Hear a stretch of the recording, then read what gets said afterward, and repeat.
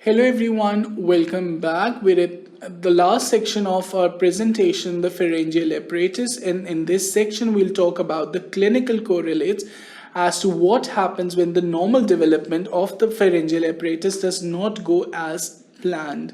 We'll see what a branchial cyst is, we'll see what a branchial fistula is, we'll see how a branchial cyst develops into a branchial fistula, and finally we'll talk about various first arch syndromes and the importance of these conditions in human adults. So let's get into it. First of all, the branchial cyst and branchial fistula. So branchial cyst is formed when the cavity of the cervical sinus fails to obliterate. So referring to this figure, this is the cavity of the cervical sinus, which was actually formed by the rapid proliferative growth of the mesenchyme of the second pharyngeal arch as it overlapped the third and fourth pharyngeal pouches. A slit-like cavity was formed when this rapidly proliferating mesenchyme it fused with the cardiac bulge, and this slit-like cavity was known as the cervical sinus. Now, if the cavity of this cervical sinus it fails to obliterate, this gives rise to a branchial cyst. Now, the branchial cyst appears along the anterior border of the sternocleidomastoid. So this muscle is the sternocleidomastoid. It is always, the branchial cyst is always present at the anterior border of the sternocleidomastoid. So it is usually present at the junction of the upper 1/3. This is the upper 1/3 and the lower 2/3. So at the junction of upper 1/3, this is the upper 1/3 and the lower 2/3. This is the most common site of the presence of branchial cyst. It is just below the angle of just below and behind the angle of the mandible. So this is the most common site. So when the branchial cyst ruptures, a branchial fistula is formed. So a branchial cyst may rupture. This branchial cyst may rupture and a fistula may form. Fistula is open at both the ends. Now, usually it opens on the surface of neck. So this is the surface of neck. It usually opens on the surface of the neck. It is found on the lateral aspect of the neck along the anterior border of the sternocleidomastoid. Again, it is due to rupture of the branchial cyst. So it is present along the anterior border of the sternocleidomastoid but lateral to the neck. Now, what is an internal branchial fistula? So internal branchial fistula is a branchial fistula that passes deep between the external and the internal carotid artery. So this is the external carotid artery, this is the internal carotid artery, and a branchial fistula that passes deep between the external and the internal carotid artery is known as the internal branchial fistula. It is important because it passes between the two carotids, to the bifurcation of carotid. It opens into the tonsillar sinus. Here you can see it is opening into the fistula, into the tonsillar sinus. So this was all about the branchial cyst and the branchial fistula. Now let's talk about the first arch syndromes. So first arch syndromes are caused by lack of migration of the neural crest cells into the pharyngeal arches. Since the neural crest cells do not migrate, so the skeletal and the muscular components of various arches might be defaulty. So let's see what are the various first arch syndromes and what are the clinical presentations of these. So this is a child with the first arch syndrome. So let's see what exactly happens in a first arch syndrome. So one of the first arch syndromes is the Treacher Collins syndrome.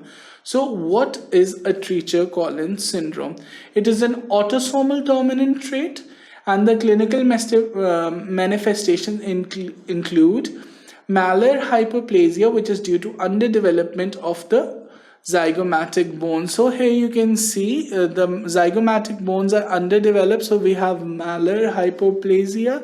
Then we have mandibular hyperplasia. Here you can see the mandible is not being properly formed. So as a result, we have micro or retrognathia, that is small mandible or retracted mandible. We can have macrostomia, that is a large mouth and a cleft palate as well. So we have downward slanting palpebral fissures.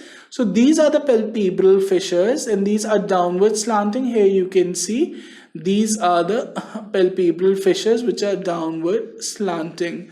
So these are also known as the anti-mongoloid palpebral fissures. So this is how a child with Treacher Collins syndrome presents. So the child can also have microtia or malformed ears. So this is one of the first arch syndromes, the Treacher Collins syndrome, which is autosomal dominant.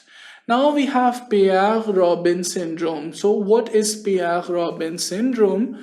It is an autosomal recessive disorder, and in this the child presents as with micrognathia, that is small jaw. We can have cleft palate, that is clefting of the palate, and glossoptosis. Glossoptosis is a posteriorly placed tongue.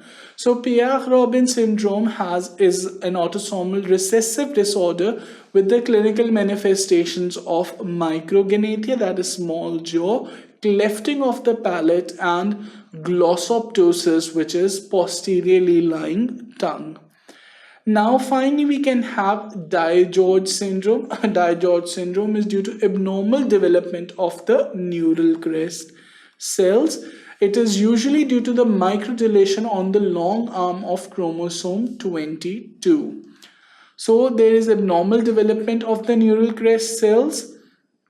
Now, these individuals do not have thymus or the parotid glands due to the lack of or abnormally formed neural crest cells. There are also defects in their cardiac outflow tracts. So, clinical manifestations include fish mouth deformity, that is, they have shortened philtrum. So, their mouth is open, one large, big open mouth. So, they have a fish mouth deformity. They have low set and notched ears, and they have an increased susceptibility to infection, as can be seen in the figure. In a child with increased susceptibility to infection and somewhat a fish mouth, but the nasal cannulas are there and cannot be appreciated clearly.